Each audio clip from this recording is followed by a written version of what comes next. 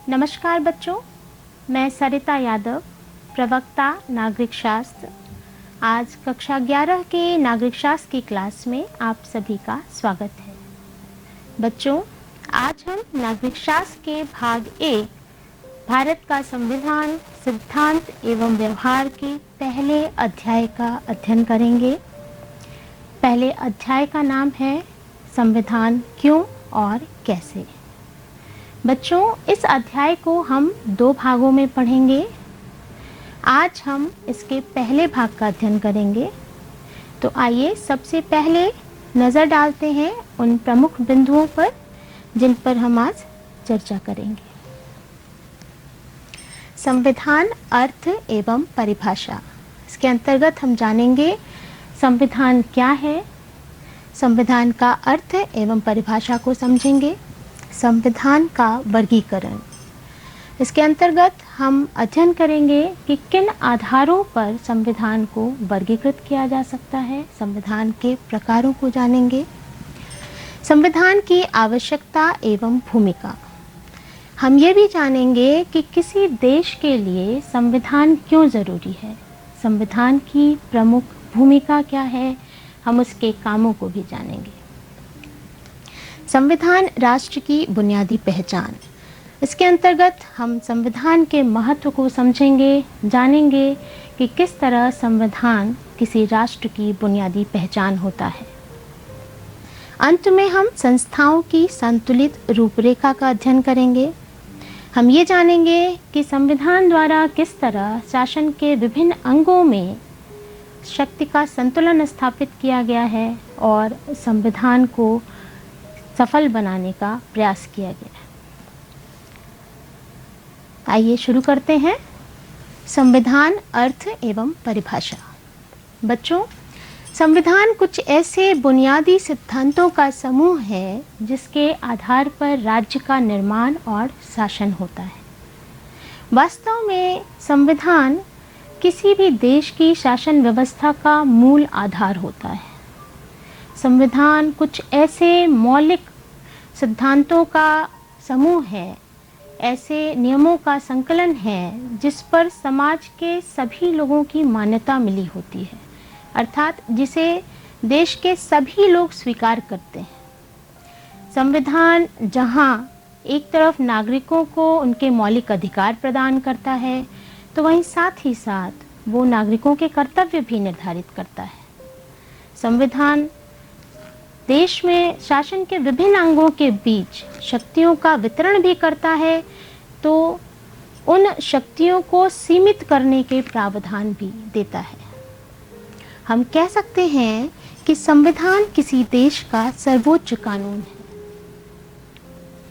बच्चों, संविधान की परिभाषा कई विचारकों द्वारा दी गई है।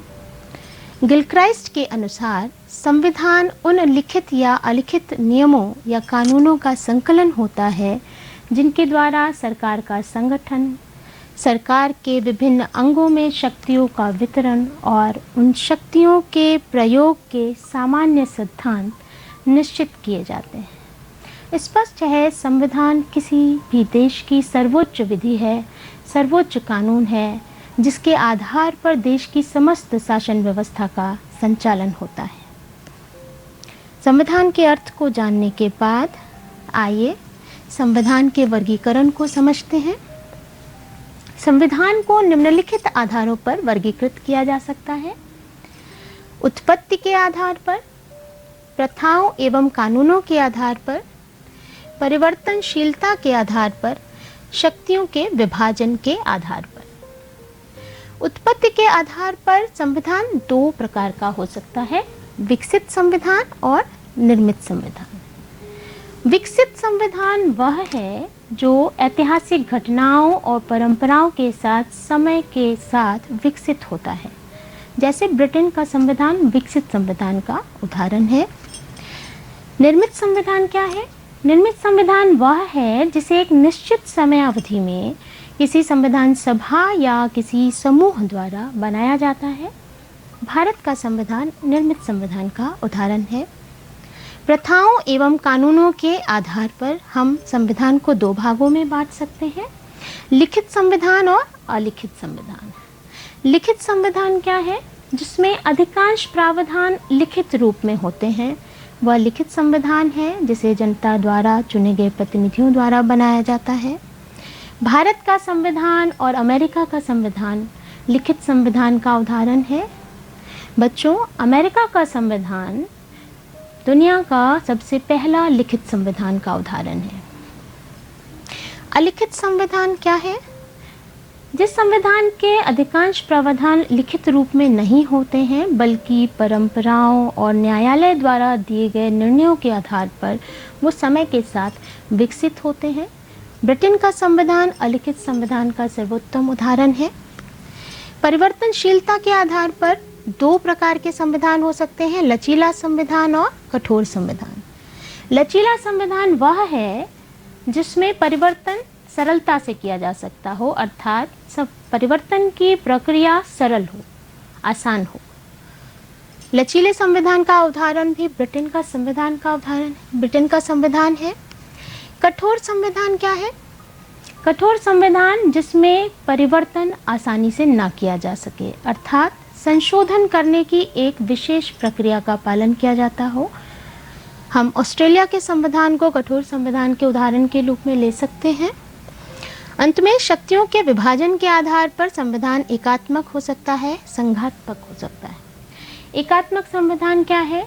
जहां पर शासन की समस्त शक्तियां केंद्र में निहित हों, वो एकात्मक संविधान है, जैसे ब्रिटेन का संविधान। संघात्मक संविधान जहां पर शक्तियों का केंद्र और राज्यों के बीच में विभाजन किया गया हो, जैसे कनाडा और भारत का संविधान। बच्चों, इस वर्गीकरण से भी स्पष्ट है, अगर हम भारत के संदर्भ में देखें तो भारत का संविधान निर्मित संविधान है, लिखित संविधान है, संघात्मक संविधान है और लचीले और कठोरता का मिश्रण है। संविधान के वर्गीकरण को जानने के बाद आइए संविधान की आवश्यकता एवं भूमिका को समझते हैं। प्रश्न उठता है, किसी भी देश के लिए संविधान क्यों जरूरी है? आखिर संविधान के प्रमुख कार्य क्या हैं? संविधान किसी देश या समाज के लिए क्यों जरूरी है? उसका हमारे दैनिक जीवन में क्या महत्व है, या संविधान हमारे दैनिक जीवन से किस प्रकार जुड़ा हुआ है? आइए जानते हैं संविधान की प्रमुख भूमिका, उसके प्रमुख कामों को। संविधान का पहला प्रमुख काम है बुनियादी नियमों को उपलब्ध कराना एवं समाज के सदस्यों में न्यूनतम समन्वय और विश्वास स्थापित करना।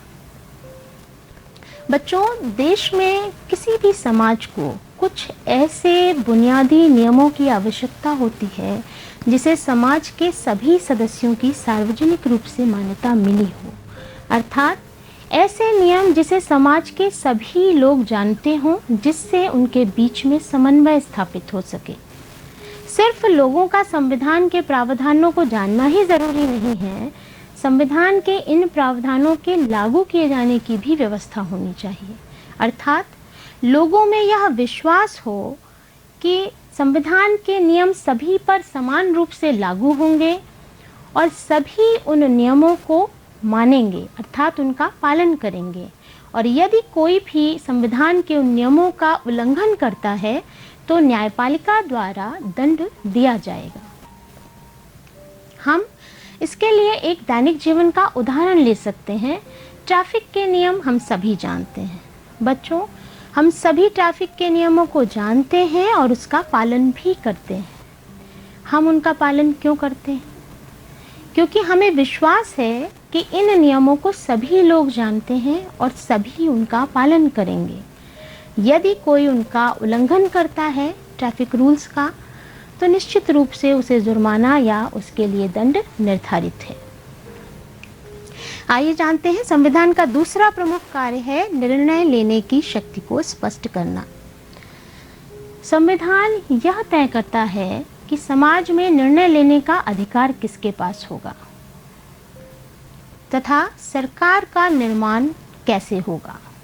साथ ही साथ संविधान यह भी निर्धारित करता है कि समाज में शक्तियां किसके हाथों में होंगी, संविधान यह भी तय करता है कि कानून कौन बनाएगा। बच्चों, हम सभी जानते हैं कि राजतंत्रात्मक व्यवस्था में शासन की शक्तियां राजा के हाथों में होती हैं और कानून राजा बनाता है। वहीं दूसरी ओर लोकतंत्र में जनता के हाथों में निर्णय लेने की शक्ति होती है। लेकिन व्यवहार में अगर देखें तो जनता सीधे तौर पर निर्णय नहीं लेती, बल्कि जनता अपने चुने गए प्रतिनिधियों के माध्यम से निर्णय लेती है। भारत की बात करें तो भारत में संसद कानून बनाने की सर्वोच्च संस्था है और आप सभी जानते हैं संसद को कानून बनाने का यह अधिकार किसने दिया है? भारत के संविधान में। संविधान का तीसरा प्रमुख काम है सरकार की शक्तियों को सीमित करना। मान लीजिए कि कोई सरकार ऐसे कानून बना दे जो अन्यायपूर्ण हो या पूर्णतया अनुचित हो। जैसे किसी व्यक्ति को उसकी इच्छानुसार उसके कामों को करने से रोका जाए, या किसी व्यक्ति को उसके धर्म का पालन करने से मना किया जाए, या किसी खास वर्ग या धर्म के लोगों को ज़बरदस्ती किसी खास तरह का सेवा आदि का काम करवाया जाए, या किसी भी व्यक्ति को मनमाने ढंग से बिना कारण बताए गिरफ्तार कर लिया जाए, तो निश्चित रूप से ये कानून अनुचित होंगे, ये नियम गलत होंगे। सरकार इस तरह का कोई अनुचित कानून ना बना सके, इसीलिए संविधान सरकार की शक्तियों को सीमित करता है और साथ ही साथ नागरिकों को उनके मौलिक अधिकार प्रदान करता है जिनका उल्लंघन सरकार भी नहीं कर सकती। भारत के संविधान द्वारा नागरिकों को समानता का अधिकार, शोषण के विरुद्ध अधिकार, स्वतंत्रता के अधिकार जैसे अन्य मौलिक अधिकार प्रदान किए गए हैं। इन मौलिक अधिकारों के बारे में हम दूसरे अध्याय में विस्तार से जानेंगे। बच्चों, इन मौलिक अधिकारों को सिर्फ आपातकाल जैसी विशेष परिस्थिति में ही सीमित किया जा सकता है, अन्यथा नहीं।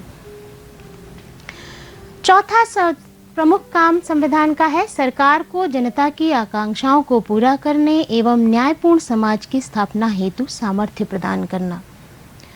तो सरकार की शक्तियों को सीमित करना ही पर्याप्त नहीं है, सरकार को इतना शक्तिशाली बनाना भी ज़रूरी है कि सरकार जनता के हित में कुछ कल्याणकारी कार्यों को कर सके। जैसे देश में फैली असमानता, गरीबी, अशिक्षा, इन भेदभावों को ख़त्म कर सके। भारत के संविधान निर्माताओं की भी यही इच्छा थी कि हम एक ऐसा समाज बनाएं जहां कोई भेदभाव नहीं हो, जहां पर नागरिकों को उनके मूल अधिकार मिले हों, नागरिकों की मूल भौतिक ज़रूरतें पूरी होती हों, उन्हें शिक्षा का अधिकार हो ताकि वे अपने व्यक्तित्व का संपूर्ण विकास कर सकें और सम्मान के साथ गरिमापूर्ण जीवन जी सकें। बच्चों, हमारे संविधान की प्रस्तावना में इन मूल सिद्धांतों का भी उल्लेख है जिसे आप अगले भाग में जानेंगे। ऐसा नहीं है कि सिर्फ भारत के संविधान द्वारा ही सरकार को शक्तियां दी गई हैं। विश्व के अन्य देशों के संविधान में भी सरकार को जनता के हित में काम करने के लिए शक्तियां दी गई हैं। दक्षिण अफ्रीका का संविधान वहां की सरकार को नस्लीय भेदभाव को मिटाने का अधिकार देता है और साथ ही साथ पर्यावरण संरक्षण जैसे ज़रूरी मुद्दे पर भी कदम उठाने का अधिकार देता है। वहीं इंडोनेशिया का सरकार को वहाँ का संविधान एक राष्ट्रीय शिक्षा व्यवस्था स्थापित करने का अधिकार देता है, साथ ही साथ अनाथ और गरीब बच्चों की देखभाल के लिए भी निर्देशित करता है। बच्चों, संविधान की आवश्यकता और भूमिका को जानने के बाद आइए आगे बढ़ते हैं। संविधान राष्ट्र की बुनियादी पहचान। संविधान किसी भी समाज की बुनियादी पहचान होता है। बच्चों, किसी भी देश में किसी नागरिकों के समूह को संविधान के माध्यम से ही एक अलग पहचान मिलती है, सामूहिक रूप में एक अलग पहचान मिलती है। जब तक संविधान लागू नहीं होता है या हम संविधान को स्वीकार नहीं किए होते हैं, तब तक प्रत्येक व्यक्ति की अलग अलग पहचान हो सकती है। लेकिन जब हम सामूहिक रूप से कुछ बुनियादी नियमों पर एकमत होते हैं और संविधान को स्वीकार करते हैं, तो संविधान द्वारा हमें एक बुनियादी राजनीतिक पहचान मिलती है। जैसे भारत के नागरिकों की पहचान भारतीय संविधान से मिली हुई है। संविधान नागरिकों को उनकी व्यक्तिगत आकांक्षाओं और लक्ष्यों को पूरा करने के लिए विशाल ढांचा प्रदान करता है। संविधान नागरिकों को मौलिक अधिकार प्रदान करता है ताकि नागरिक अपने व्यक्तित्व का संपूर्ण विकास कर सकें, और साथ ही साथ संविधान इन मौलिक अधिकारों के साथ लोगों पर बंधन भी लगाता है ताकि कोई भी व्यक्ति किसी दूसरे व्यक्ति का अधिकार न छीन सके। वह तय करता है संविधान की कौन क्या कर सकता है, कौन क्या नहीं कर सकता। तो संविधान हमें एक रूप में नैतिक पहचान भी देता है। विश्व के ज़्यादातर संविधान नागरिकों के मूलभूत अधिकारों की रक्षा करते हैं, लेकिन राष्ट्रीय पहचान की अवधारणा अलग अलग देशों में अलग अलग ढंग की है। बच्चों, दुनिया के ज़्यादातर संविधानों में नागरिकों को मौलिक अधिकार दिए गए हैं। साथ ही साथ वे संविधान लोकतंत्र को भी स्थापित करने का प्रयास करते हैं, लेकिन राष्ट्रीय पहचान की अवधारणा प्रत्येक देश के संविधान में अलग अलग ढंग की है। अगर हम उदाहरण के लिए यहाँ पर जर्मनी को लें तो जर्मनी का निर्माण जर्मन नस्ल के आधार पर हुआ। वहीं भारत की बात करें तो भारत में नस्ल या जाति के आधार पर संविधान नागरिकता को मान्यता नहीं देता, अर्थात नागरिकता का आधार नस्ल या जाति को नहीं मानता है। एक सफल संविधान वह है जो नागरिकों को संविधान के प्रावधानों का आदर करने का कारण देता है। संविधान लोगों में यह विश्वास दिलाता है कि संविधान के नियम सभी के ऊपर समान रूप से लागू होंगे, लोगों के अधिकार सुरक्षित होंगे, लोगों के साथ न्याय होगा। मान लीजिए कि समाज में भेदभाव होने लगे, किसी खास वर्ग के लोगों को कुछ खास सुविधाएं दी जाने लगे, या बहुसंख्यक वर्ग के लोगों के द्वारा अल्पसंख्यकों का शोषण होने लगे, उत्पीड़न होने लगे, तो क्या कोई भी नागरिक ऐसे संविधान का आदर कर सकेगा? शायद नहीं। इसीलिए वह संविधान सफल होता है जो अपने नागरिकों की समानता, स्वतंत्रता जैसे अधिकारों की सबसे ज़्यादा सुरक्षा करता है। विश्व के सर्वाधिक सफल संविधान भारत, दक्षिण अफ्रीका और अमेरिका के हैं, जिन्हें एक सफल राष्ट्रीय आंदोलन के बाद बनाया गया। बच्चों, अनेक देशों के संविधान उतने सफल नहीं हुए या प्रभावी नहीं हुए क्योंकि उन्हें अलोकप्रिय नेताओं और सैन्य शासकों द्वारा बनाया गया, या आप कह सकते हैं कि जनता का उन नेताओं में विश्वास नहीं था, या उन नेताओं में जनता को साथ लेकर चलने की क्षमता नहीं थी। लेकिन भारत का संविधान, अगर हम भारत के संविधान की बात करें तो भारत का संविधान एक सफल राष्ट्रीय आंदोलन की प्रेरणा के साथ भारत की संविधान सभा द्वारा बनाया गया था। वह संविधान सभा जो सभी वर्गों का प्रतिनिधित्व कर रही थी, और भारत के राष्ट्रीय आंदोलन में भी सभी वर्गों को साथ लेकर चलने की विलक्षण क्षमता थी। यही वजह है जब संविधान बना तो उसे सभी की स्वीकार्यता मिली।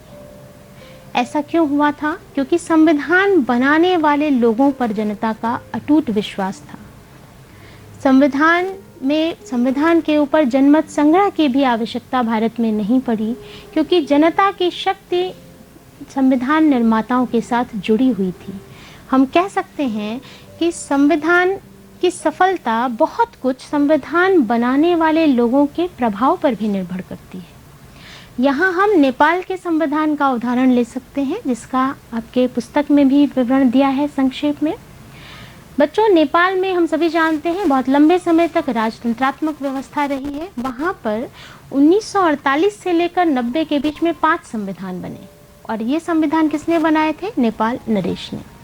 वहाँ सारी शक्तियाँ नेपाल नरेश के हाथों में थी, जनता की उसमें कोई भूमिका नहीं थी। 90 के बाद वहाँ पर बहुदलीय लोकतंत्र शुरू हुआ, लेकिन शक्तियाँ ज़्यादातर नरेश के हाथों में थी। वहाँ सशस्त्र राजनीतिक आंदोलन चल रहे थे राजा के खिलाफ, और मुद्दा ये था कि राजा की भूमिका क्या हो। कुछ लोगों का मानना था कि राजतंत्र को ख़त्म करके गणतंत्र स्थापित किया जाना चाहिए। वहीं कुछ अन्य समूहों का मानना था कि सीमित संवैधानिक राजतंत्र बने रहना देना चाहिए, राजा की शक्तियों को सीमित कर देना चाहिए।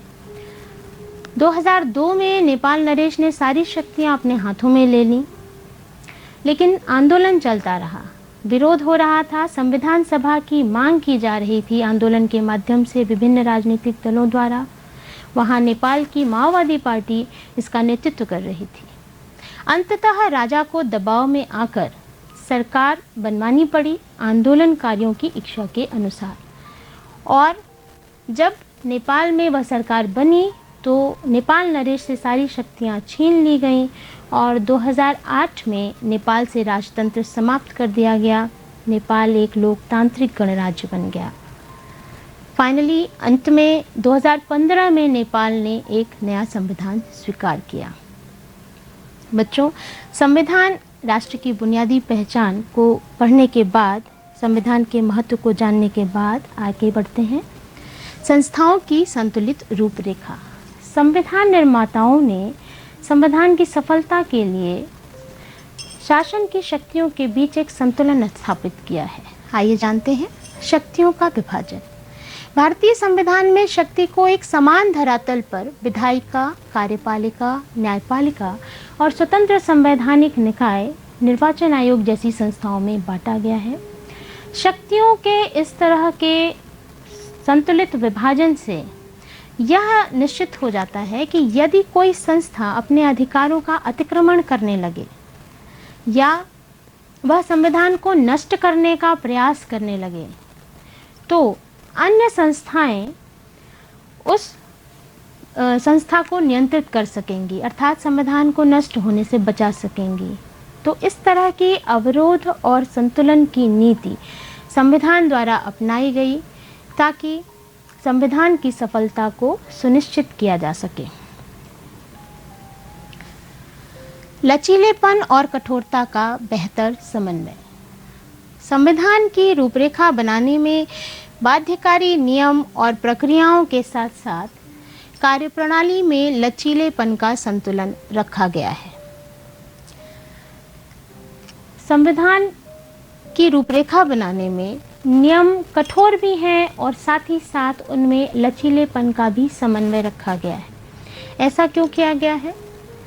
जिससे आवश्यकता अनुसार यदि संविधान में परिवर्तन की गुंजाइश है, परिस्थितियों के अनुसार संविधान में परिवर्तन किया जाना अपेक्षित है, तो संविधान उसके साथ सामंजस्य स्थापित कर सके। यदि संविधान कठोर होगा तो वह परिवर्तन के दबाव में नष्ट हो जाएगा, और यदि संविधान बहुत अधिक लचीला होगा तो वह अपने समाज को सुरक्षा नहीं दे पाएगा और ना ही उनकी राष्ट्रीय पहचान को सुरक्षित कर पाएगा। भारतीय संविधान एक जीवंत दस्तावेज। बच्चों, भारत का संविधान आज एक जीवंत दस्तावेज के रूप में स्थापित है। ऐसा क्यों है कि भारत का संविधान आज एक सफल संविधान के रूप में है? उसका कारण है कि संविधान में अपने मूलभूत सिद्धांतों को संजोए रखने के साथ साथ परिस्थितियों के अनुसार उसमें परिवर्तन करने या परिस्थितियों के अनुसार उसमें सामंजस्य करने की क्षमता है। इसीलिए आज हम भारत के संविधान को सफल रूप में देखते हैं और हम सभी नागरिकों का भारत के संविधान के प्रति आदर वैसे ही बना हुआ है। पूरी जनता का भारत के संविधान में विश्वास है, उसको उसके प्रति आदर है। बच्चों, यह भाग आज यहाँ पर समाप्त हो रहा है। आज हमने जाना कि संविधान का अर्थ क्या है, उसकी परिभाषा को समझा, संविधान के वर्गीकरण के बारे में बात की, उनके प्रकारों को जाना। हमने ये भी जाना कि संविधान की प्रमुख भूमिका क्या है, किसी देश के लिए संविधान क्यों ज़रूरी है। साथ ही साथ हमने संविधान के महत्व को समझा। संविधान किसी राष्ट्र की बुनियादी पहचान होता है। अंत में हमने जाना कि संविधान में किस तरह शक्तियों का संतुलित विभाजन किया गया है। आइए अब नज़र डाल लेते हैं अभ्यास कार्य पर। संविधान क्या है, पहला प्रश्न है। दूसरा प्रश्न है, राज्यों के लिए संविधान क्यों आवश्यक होता है? तीसरा प्रश्न है, किसी देश के लिए संविधान में शक्तियों और जिम्मेदारियों का स्पष्ट निर्धारण क्यों आवश्यक है? चौथा प्रश्न है, शासकों की सीमा का निर्धारण करना संविधान के लिए क्यों जरूरी है? और पांचवा और अंतिम प्रश्न है, संविधान की सफलता का आधार क्या है? बच्चों, आज पढ़ाए गए पाठ से संबंधित पाठ्य सामग्री और अभ्यास कार्य आपको दीक्षा मोबाइल ऐप पर भी उपलब्ध हैं, जिसे आप गूगल प्ले स्टोर से डाउनलोड कर सकते हैं। साथ ही यदि पाठ को समझने में कोई आपको कठिनाई है तो आप अपने विषय अध्यापक के साथ व्हाट्सएप वर्चुअल क्लासेस के माध्यम से उसे स्पष्ट कर सकते हैं। और उत्तर प्रदेश माध्यमिक शिक्षा विभाग द्वारा विकसित यूट्यूब चैनल को सब्सक्राइब करके भी आप इस वीडियो को पुनः देख सकते हैं। धन्यवाद।